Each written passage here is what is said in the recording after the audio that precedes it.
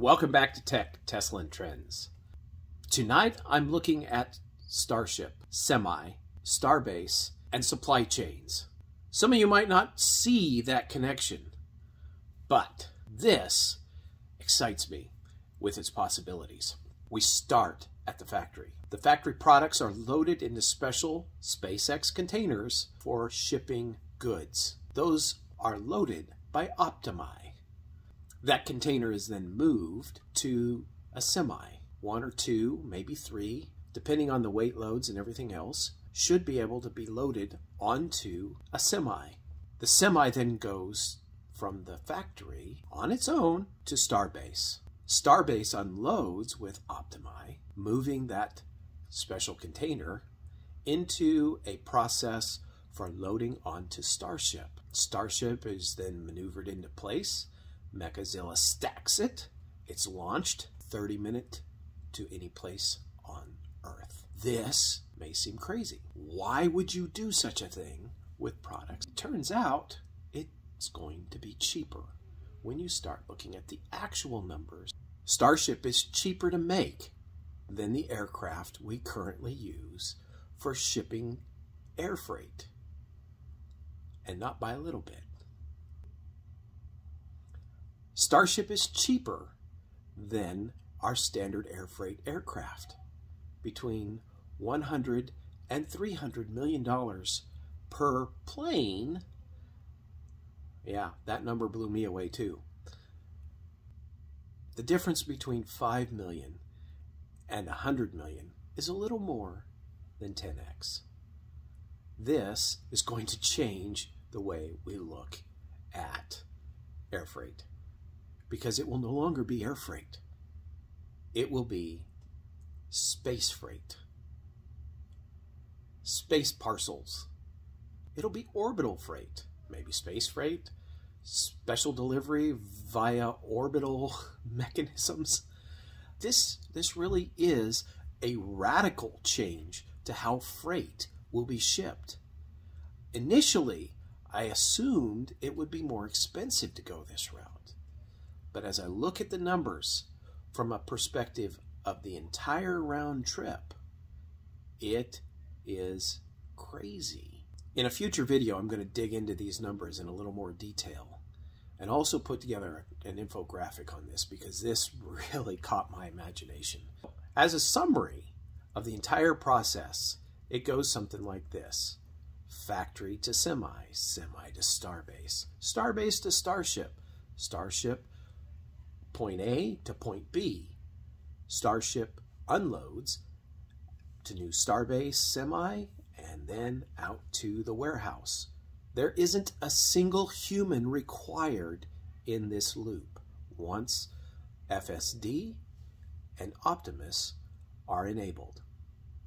This changes the game of freight from one that is expensive to one that begins to cost 10x less. That is not something that FedEx is going to be able to compete with their current generation of aircraft.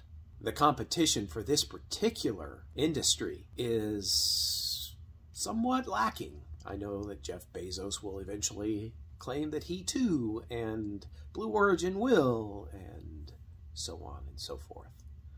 But the reality is we have yet to see Blue Origin deliver an orbital class rocket. Just hasn't happened. Those two companies have been in existence for roughly the same amount of time. One has results, the other doesn't. Thus, thinking this process through, utilizing all of the resources that Elon Musk has set forth and put into motion, this is going to change radically how freight is delivered. This is impressive. It should blow your mind. This new supply chain eliminates the majority of challenges that current freight processes have. You will still have from the warehouse to those point-to-point deliveries that are necessary. Perhaps FedEx and UPS and all the rest of them can purchase a fleet of vans, and Tesla will have a van eventually. And even if Tesla doesn't, the Rivian van is sufficient and can be purchased and will be purchased by FedEx, UPS, Amazon, all the rest of them. That is sufficient for this trend. Not every niche needs to be filled by a Tesla or Elon company. What's surprising to me is how many of these niches are currently being filled by an Elon company. This leaves room for improvement by the other companies. They should be seeking to disrupt Elon. This is necessary. This is where competition can come into play.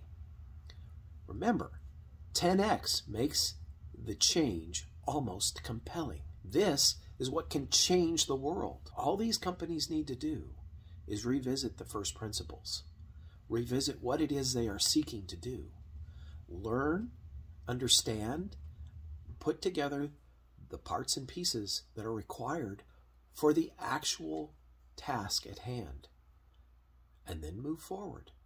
Obviously, in this case, the sunk cost that SpaceX already has for Starbase and Mechazilla and Starship and Falcon and their rocket motor production plants, these are things that are deep moats, wide moats that are going to be very difficult for any other company to infringe upon. The net good to human society will be rather significant. How many warehouse employees that are locked into long, hot, sweaty hours will no longer be necessary in that process?